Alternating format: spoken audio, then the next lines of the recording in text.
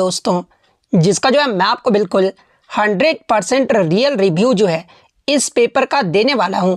तो देख लेते हैं कि किस प्रकार की जो है आज आपके एसएससी सीजीएल मेंस 18 जनवरी के एग्जाम में जो है प्रश्न पूछे गए हैं।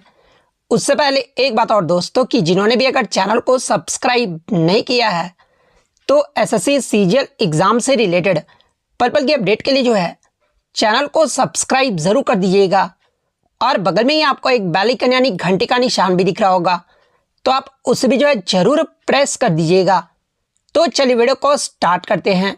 तो देखिए, क्वेश्चन देखने से पहले जो है मैं आपको बता दूं कि पेपर का जो है ओवर व्यू जो है वो दे देते हैं। जैसे कि अगर सबसे पहले अगर हम लोग मैथ्स की बात कर ले तो देखिए, मैथ्स जो था ना ये आपका इजी टू मॉडरेट जो वो देखने को मिला था। यानी अगर मैथ्स की कैटेगरी की बात कर ले तो ये जो आपका ईजियर साइड जो वो रहने वाला है।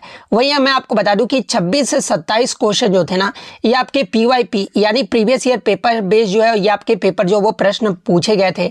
जिसमें मैथ्स में अगर बात कर ले तो देखिए, प्रोबेबिलिटी से जो है बेस्ड ऑन कॉम्बिनेशन जो आपका प्रश्न जो वो पूछा गया था। स्टैटिस्टिक्स की बात कर ले तो इसमें आपका मीडियन और मोड से जो आपका प्रश्न जो है वो आपका इजी जो है वो आपका जो वो पूछा गया था।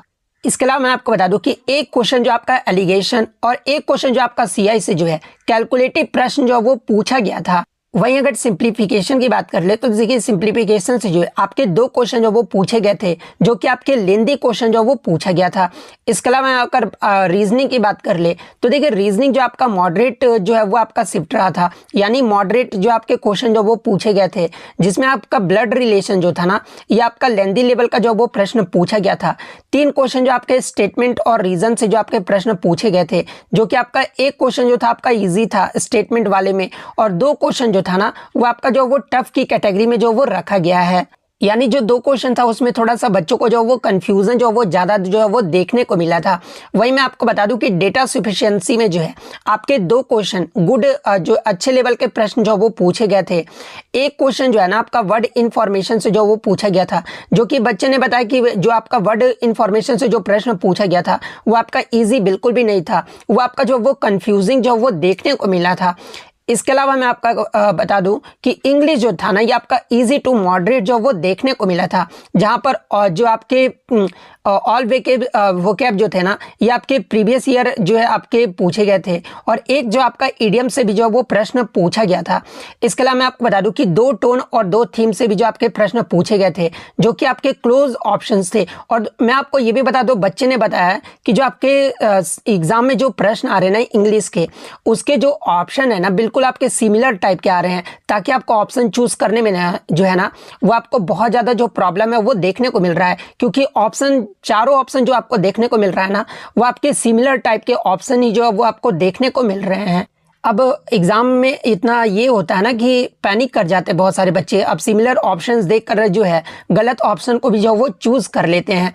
इसके अलावा मैं आपको बता दूं कि 3 से 4 क्वेश्चन जो है ना आपके PQRS से जो आपके प्रश्न जो वो पूछे गए थे, जो कि 2 क्वेश्चन जो PQRS से था वो आपका डुएबल था, लेकिन एक क्वेश्चन जो था ये आपका कंफ्यूजिंग टाइप का प्रश्न जो वो पूछा गया था।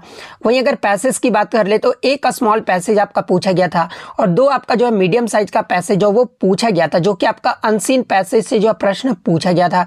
वहीं अगर क्लोज टेस्ट की बात कर ले तो देखिए, 3 क्वेश्चन जो था ना आपका क्लोज टेस्ट का वो आपका इजी था, लेकिन एक क्वेश्चन जो था ना ये आपका जो क्लोज टेस्ट में था ये आपका फ्रेजल वर्ब से बेस्ड पर आधारित जो है आपका क्लोज टेस्ट जो वो पूछा गया था।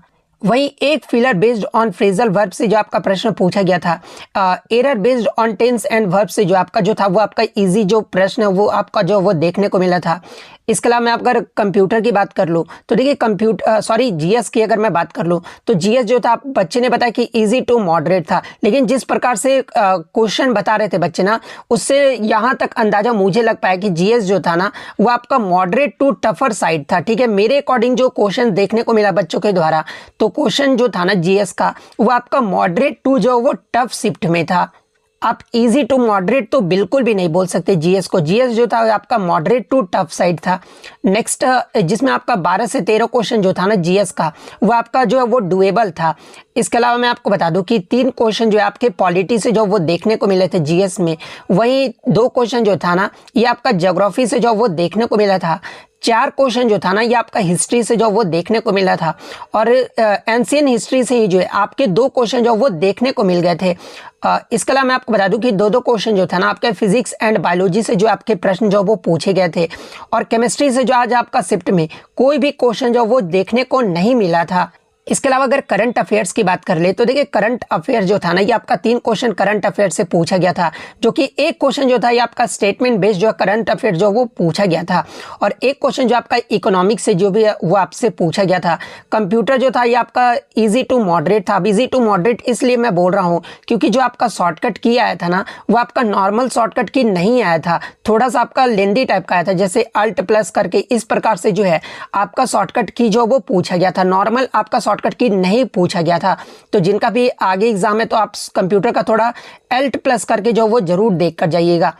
नेक्स्ट अगर हम लोग बात कर ले, अगर ओवरऑल पेपर लेवल की बात कर ले तो देखिए फ्रेशर्स के लिए जो है ये आपका मॉडरेट टू टफ जो है ये आपका पेपर जो का लेवल जो वो रहने वाला है। वहीं अगर बहुत साल से अगर बच्चे ने मेंस का एग्ज़ाम दिया है, मतलब कि लगातार सीजल मेंस का एग्ज़ाम दे रहे हैं, तो अगर मैं बता दूं तो अगर फ्रेशर्स कैंडिडेट नहीं है तो उनके लिए तो ईजी टू मॉडरेट रहा होगा, लेकिन अगर फ्रेशर्स कैंडिडेट्स हैं तो उनके लिए जो है मॉडरेट टू टफ साइड जो है ओवरऑल जो है ये पेपर का लेवल जो वो देखने को मिला है।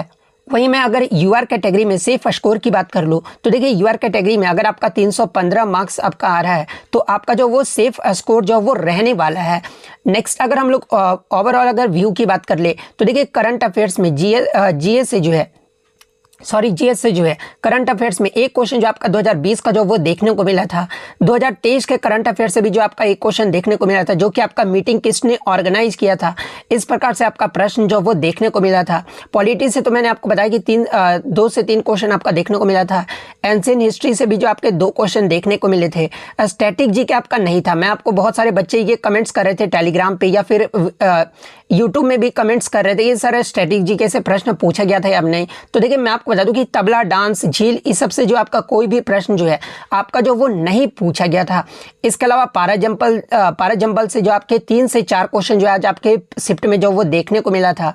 कंप्यूटर से 2 स्टेटमेंट आपके दिए गए थे और ट्रू और फॉल्स करके जो आपको बताना था, जैसे आपका 2 स्टेटमेंट दे दिया गया उसमें आपको बताना था कि कौन सा कथन आपका जो वो सही दिया गया। इस प्रकार से आपका जो है कंप्यूटर में प्रश्न जो वो देखने को मिला था। इसके अलावा बिल से अगर बात करें तो बिल से आपका कोई भी क्वेश्चन जो वो देखने को नहीं मिला था। प्रोबेबिलिटी से आपका एक क्वेश्चन, 2 क्वेश्चन आपका मीन मीडियन से था। इसके अलावा इंग्लिश में आपका सेंसस से स्टेटमेंट बेस्ड क्वेश्चन जो आपका पूछा गया था। वॉइस नरेशन से भी जो है आपके 3 क्वेश्चन जो वो पूछे गए थे। ट्रिग्नोमेट्री से भी जो आपका एक क्वेश्चन पूछा गया था। इसके अलावा मैं आपको बता दूं कि हाइट एंड डिस्टेंस से जो है आपका कोई भी प्रश्न नहीं पूछा गया था। इसके अलावा क्वाड्रीनेट ज्योमेट्री से भी जो है आपके कोई भी प्रश्न जो आज आपके शिफ्ट में नहीं पूछे गए थे। इसके अलावा PQRS से जो है आपके 5 से 6 क्वेश्चन जो आज आपके एग्जाम में पूछे गए थे।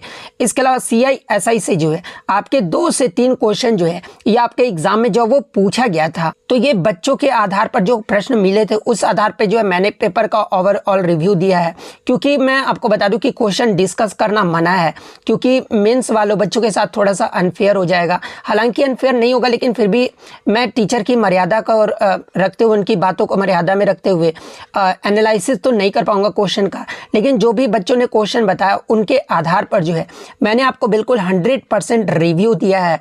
तो अगर वीडियो अच्छी लगी हो तो वीडियो को जो है लाइक ज़रूर कर दीजिएगा और इसी तरह रियल एनालिसिस पाने के लिए SSC का तो आप चैनल को जो वो सब्सक्राइब ज़रूर कर दीजिएगा। तो मिलते हैं नेक्स्ट वीडियो में, तब तक thank you, all the best.